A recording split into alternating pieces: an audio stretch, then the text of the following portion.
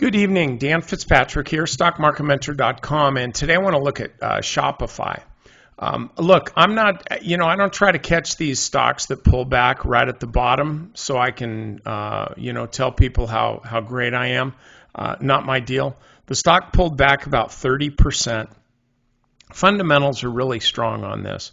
The technicals haven't been. You can see when it broke through the 50, that was a real problem. So the stock's finally regained the 50. I think there could be a trade here.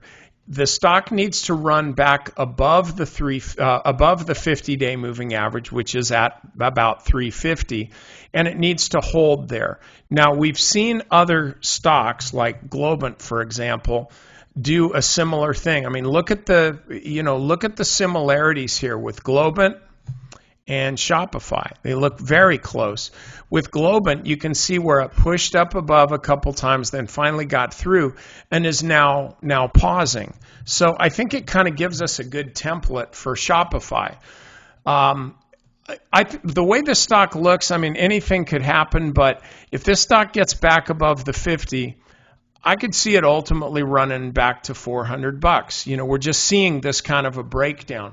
But I think you got to be careful with this stock and you need to be prudent.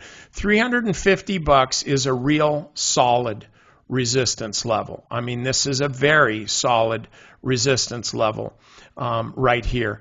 And so you really need to see the stock break above that level and then hold that level. So I wouldn't jump the gun here on this.